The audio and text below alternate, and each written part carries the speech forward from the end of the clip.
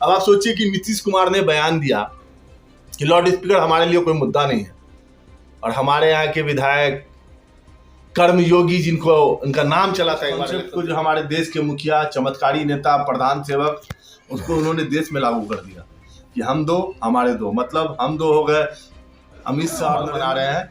ये दरअसल वो अपने ऊपर से देख रहे हैं कि प्रधानमंत्री कैसे बने, कई जगह स्टेट में मुख्यमंत्री कैसे बने, तो वो अपने कट्टरवादी है। तो हमारे देश के प्रधानमंत्री जी को न्यूयॉर्क में घुसने का वीजा तक नहीं मिला था। क्यों नहीं मिला था? तो वो अमृतकाल चल रहा है। क्या लग रहा है कि इस अमृतकाल में अचानक से लाउड स्पीकर, अचानक से सड़क पे नमाज को लेकर के, अब तो इफ्तार पार्टियां जहां हो रही है वहां शुद्धिकरण चल रही है, ये किस तरह का अमृतकाल है? देखिए, 2014 के बाद देश को एक चमत्कारी नेता मिला, एक महामानव मिला नरेंद्र मोदी जी के रूप में, और हालात देश के ये हो गए कि देश भूखमरी से परेशान, महंगाई से परेशान, बेरोजगारी से परेशान, सीमा सुरक्षा बल जो हमारे पड़ोसी देश हैं उसके आक्रमण से परेशान। किस तरह से देश मतलब अपने बुरे दौर से गुजर रहा है। आज़ादी के बाद इतनी बुरी हालत इस देश की कभी नहीं हुई। आज आपको मालूम हो रहा होगा बिजली की कहानी किस तरह से, लगभग 700 से ऊपर ट्रेन बंद कर दी गई है 24 मई तक के लिए। तो इससे बड़ा अमृतकाल क्या होता था? लेकिन उस बीच में क्योंकि चुनाव भी सर पर है ना, अभी तो कई स्टेट में चुनाव होने जा रहे हैं, गुजरात है, हिमाचल प्रदेश है, उसके बाद 24 भी आपको नज़दीक है। तो उपलब्धियाँ क्या गिनाएंगे लोग? 14 से पहले तो आपने सरकार को, कांग्रेस सरकार को बड़े बड़े मंचों पर कहा महंगाई महंगाई महंगाई, बेरोजगारी, ये सब चीज़ों पर घेरा, तो आपने कहा कि हम तो ला देंगे पूरा अच्छे दिन। तब तो जवाब है नहीं ना, अब इतना अच्छा दिन कैसे हो सकता है? जहाँ 65 रुपया 70 रुपया पेट्रोल था, आप उसमें कूद रहे थे, आज 113 रुपया है। कहाँ है इनके मंत्री, कहाँ है नरेंद्र मोदी जी? उस टाइम में गैस सिलेंडर 450-500 रुपये से तो आप नाच रहे थे, आज गैस सिलेंडर तो 1000 प्लस 1200-1300 तक जाने की उम्मीद में आ रहा है। कहाँ है? और सिर्फ देखिए है क्या कि हम लोग पेट्रोल डीजल और गैस की बात करते हैं, आप खाने के सामान की तो बात कीजिए। सरसों तेल 200 रुपये के पार, खाने का कौन सामान महंगा नहीं है? सब्जी हो, चावल हो, आटा हो, मतलब जो सामान आप खाने के रूप में यूज कर रहे हो सब महंगा है। उस बीच में अब बीजेपी वालों को मुद्दा मिल गया, लाउड स्पीकर पर अजान हो रहा। भाई मुझे एक बात बताओ, क्या 2014 के बाद ही अजान होना शुरू हो गया है लाउड स्पीकरों पर? उससे पहले लाउड स्पीकर पर अजान नहीं होता था। अब उसके बाद इनको नमाज से दिक्कत हो रहा रोड पर। भाई मुझे एक चीज समझ में नहीं आता कि ये अपनी उपलब्धियां गिनाने की बजाय इनके नेता, इनके मंत्री, इनके विधायकों को सिवाय अजान, सिवाय नमाज, और अब हमारे दरभंगा में मैंने देखा है कि कुछ संगठनों के द्वारा अवतार पर जो है गंगा जल से शुद्धिकरण किया जा रहा है। तो मुझे एक बात बताना चाहिए, कहीं भी कोई भी संस्था हो, चाहे शैक्षणिक संस्थान हो या जहाँ पर आप वर्क करते हो वो संस्थान हो, जहाँ सभी धर्म के लोग अगर काम करेंगे तो वहाँ उनको स्वतंत्रता तो होती है, इतनी छूट तो होती है। और आप शुद्धिकरण करके क्या दिखाना चाह रहे हैं कि कोई धर्म इतना गंदा है, उसको हम पवित्र कर रहे हैं? उस धर्म का मतलब जो पहले तो ये समझना होगा कि अवतार क्या चीज होती है। जिनको अगर ये ना पता हो तो वो थोड़ा सा ध्यान रख ले, या ज्ञान की कमी हमको लगता है कि वो अपने धर्म में भी अगर जो फास्टिंग करते होंगे उसको समझना चाहिए कि लोग दिन भर भूखे प्यासे रहकर सहते हैं और उसके सामने में अवतार करते हैं। इतनी बड़ी चीजों को आप मतलब दरकिनार कर रहे हैं, आप उस जगह का शुद्धिकरण कर रहे हैं। आप कौन होते हैं? ठेका किसने दिया आपको? यूनिवर्सिटी का ठेकेदार हैं? हाँ, और आप तय करेंगे कि वहाँ जो है मतलब कभी कोई कन्हैया कुमार आते हैं तो आप जाके उस मंच को धो देते हैं। मतलब ये डिसाइड ये इन लोगों ने स्वयंभू ठेकेदार हो चुके हैं इस जगहों के, इनकी मर्जी से ये जगह चलेगा। ये गलतफहमी दिमाग से निकाल लें। इनको जिस काम के लिए जो संगठन है वहां तो नजर आती नहीं। छात्रों का इतना समस्या चल रहा है LNMU में, आए दिन कभी बीएड के परीक्षार्थियों को दिक्कत होता है, कभी ग्रेजुएशन के छात्रों को दिक्कत होता है, वहां नहीं। अरे पढ़ने वाले अगर संगठन हो, छात्रों की संगठन, तो कहाँ पड़ गए टुच्चे राजनीति? कहाँ तुम यति नरसिंहानंद और यति मुनि का जो है कॉपी कर रहे हो? उसको तो भैया फेमस होना है, तुम लोग को भी लगता है कि तो चर्चे में तो है नहीं। आजकल एक ट्रेंड चल चुका है अपने देश में, और वो ट्रेंड का थोड़ा थोड़ा असर हमारे दरभंगा में भी आ गया, बिहार राज्य में दरभंगा। अब आप सोचिए कि नीतीश कुमार ने बयान दिया कि लाउड स्पीकर हमारे लिए कोई मुद्दा नहीं है, और हमारे यहाँ के विधायक कर्मयोगी, जिनको उनका नाम चला था एक बार इलेक्शन से पहले, कर्मयोगी अवार्ड मिला था उनको, कौन अवार्ड मिला था पता नहीं चला। आज तो उनका एक भी काम है, एक उपलब्धि गिना सकते हैं कि हाँ मैंने दरभंगा शहर के लिए एक उपलब्धि का काम किया? अब वो बयान देते हैं लाउड स्पीकर पर अजान हो रहा है तो उससे बहुत दिक्कत हो रहा है, रोड पर लोग नमाज पढ़ रहे हैं तो उससे बड़ा दिक्कत होता है, रोड जाम हो जाता है। अरे कुछ उपलब्धि वाली गिनती गिना लो। दिक्कत क्या है कि भाजपा के लोगों को ये मालूम है कि जो जितना बड़ा विवादास्पद बयान देगा, जो जितना बड़ा विवादास्पद रहेगा, उसको उतनी बड़ी कुर्सी मिलेगी, उतने बड़े ताज पर बैठेगी। क्या ऐसा नहीं लग रहा है कि भाजपा अपनी जो है नाकामी को छिपाने के लिए कोई उल्टा पुल्टा जो है वो बयान देता है या फिर मुद्दे पर भाषण देता है? नाकामी नहीं है, दरअसल ये सोचिए समझे साजिश के तहत इस देश को बर्बाद करना है।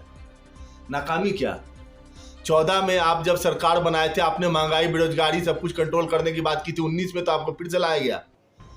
पुलवामा हमले में 300 kg RDX कहाँ से आया पता अब तक नहीं चल पाया। प्रधानमंत्री की भतीजी का पर्स चोरी होता है, 12 घंटे में दिल्ली में रिकवर हो जाता है। सीधा सीधी ये समझना होगा, गलती इस देश में जो लोगों ने उनको वोट किया, आज क्या हालत है। एक बात बताओ भाई, मैंने तो भाजपा को वोट नहीं किया, लेकिन जिन लोगों ने किया उसके चक्कर में मैं भी तो पिसा रहा हूं। एक चीज समझना होगा, जो लोग इस धार्मिक कट्टरता की ओर बढ़ रहे हैं, मुझे लगता था कि अफीम जो है सबसे बड़ा नशा है, लेकिन मुझे लगता है कि धर्म का जो नशा जिन लोगों को चटा दिया गया वो अफीम के लेवल पर। जिस तरह से लोगों ने उनको लाया, क्या किसी भी एक पैमाने पर वो उतरे हैं? महंगाई कंट्रोल हुई, हर साल 2 करोड़ रोजगार मिला, सीमा सुरक्षा बल एकदम मतलब ऐसे विश्वगुरु आएंगे कि एकदम उनको देख के थर थर कांपेगा पाकिस्तान और चीन। क्या हालत है, क्या किसी छुपा बगल का नेपाल कहता है कि समस्तीपुर तक हमारा जो है मेरा क्षेत्र है।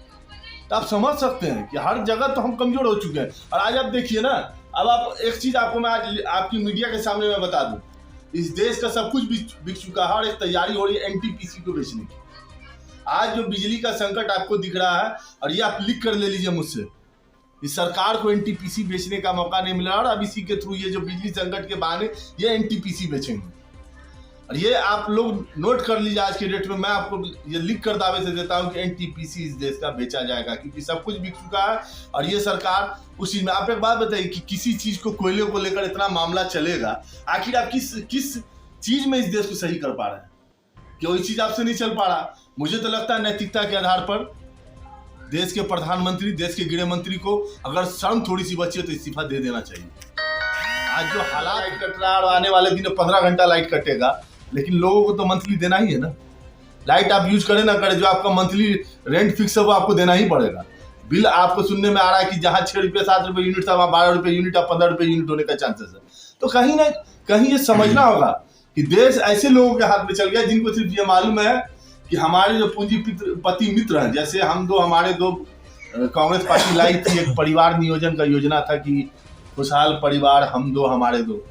उस कॉन्सेप्ट को जो हमारे देश के मुखिया, चमत्कारी नेता, प्रधान सेवक, उसको उन्होंने देश में लागू कर दिया कि हम दो हमारे दो। मतलब हम दो हो गए अमित शाह और नरेंद्र मोदी जी, और हमारे दो अंबानी और अडानी। और आप देख सकते हैं इतना बड़ा उपलब्धि इस देश का। 130 करोड़ जनता गरीबी से मर रही है, भुखमरी से मर रही है, महंगाई से मर रही है, बेरोजगारी से मर रही है। और हमारे देश के एक बहुत बड़े बिजनेसमैन अडानी साहब वर्ल्ड के टॉप 5 पैसे वालों में आ रहे हैं। इससे बड़ा उपलब्धि क्या? खुश होना चाहिए हम लोगों को, जय जय मोदी करना चाहिए कि गरीब मर रहा है तो मर रहा है, लेकिन हम 5 जो देश के सबसे अमीर आदमी है उसमें हमारे देश का एक जो है बिजनेसमैन आ रहा है। अब आप बताइए कि जहाँ एक तरफ बात की गई थी कि कोरोना काल में लोगों की आर्थिक कमजोरी हुई, आर्थिक कमर टूटा, वहाँ कहाँ से ये साहब ऊपर आके निकल गए। देखिए, बुरा नहीं है कि चलिए पैसे के मामले में देश के कोई बड़े बिजनेसमैन का नाम ऊपर आ रहा, लेकिन समझने के लिए इशारा काफी है, इसको आप समझिए। और सबसे बड़ी चीज मैं यही कहूंगा कि जिस तरह से भाजपा के लोग माहौल बना रहे हैं, ये दरअसल वो अपने ऊपर से देख रहे हैं कि प्रधानमंत्री कैसे बने, और कई जगह स्टेट में मुख्यमंत्री कैसे बने, तो वो अपने कट्टरवादी सोच, अपनी कट्टर बयान, अपनी कट्टर जो है मानसिक विचारधारा को लेकर वैसे कांड करके सामने आए हैं किसी से, क्योंकि किसी का कुछ छुपा नहीं है।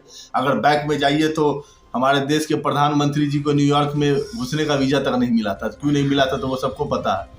तो ये सीधा सीधी ये है कि, और मैं सीधा सीधी आपके माध्यम से, चाहे ABVP है उसको मैं ये सीधा कहता हूँ, छात्र संगठन हो, छात्र का हितों की रक्षा करने का काम करो। तुम्हारा काम छात्रों के लिए लड़ना है, छात्रों के लिए आवाज उठाना है, छात्रों को न्याय दिलवाने का काम है, वो करो। ये टुच्ची राजनीति मत करो। और हमारे नगर विधायक संजय सरावगी जी से हमारी मांग है, कहानियां तो आपकी बहुत है, अगर उस पर अटैक करना शुरू करें तो बहुत बातें खुल जाएगी। बस यही कहूँगा, काम कीजिए, कि अपनी उपलब्धि आप गिना लीजिए। चर्चे में लोग बनने का तरीका ये भी होता है कि आप जब अच्छा काम कीजिएगा, मीडिया आपको लाइमलाइट में लाएगी कि हाँ दरभंगा शहर के विधायक ने यहाँ का नाला, यहाँ का रोड, यहाँ का ऐसे पीड़ित परिवार के साथ खड़ा होकर उसको मदद किया। एक पीड़ित परिवार का मामला आप लोगों को मालूम हुआ होगा, आगजनी का मामला, तीनों मरे थे। हमारे विधायक जी वहाँ बहुत नजर आए थे, चाहते तो अपने फंड से भी 10-15 लाख रुपए परिवार को मदद कर सकते थे। उसमें आप लोग मीडिया वाले जितने थे उनको चर्चे में ला सकते थे, लेकिन इन्होंने फोटो खिंचवाने के लिए वहाँ बार बार गए थे, 2 बार 3 बार। और जब मेरे द्वारा आवाज़ उठाई गई थी कि मामला क्या है, तब जाके विधानसभा में उन्होंने भी आवाज़ उठाया था। तो संघर्ष काम का जो कीजिएगा जनता की ना, तो मीडिया आपको खुद ब खुद चर्चे में रहेगी। अब ये सब घटिया टुच्ची राजनीति मत कीजिए। आप 4 बार 5 बार से विधायक हैं, शहर का क्या हालत है, किसी से छुपा है क्या? मुझे एक भी वार्ड बता दीजिए 4800 वार्ड में, जो एक वार्ड को आप जो है स्मार्ट वार्ड में ले आइए, स्मार्ट सिटी छोड़ दीजिए, स्मार्ट वार्ड में ले आइए जो पूरा कंप्लीट हो, रोड से, नाले से और साफ सफाई से। कहीं नहीं है।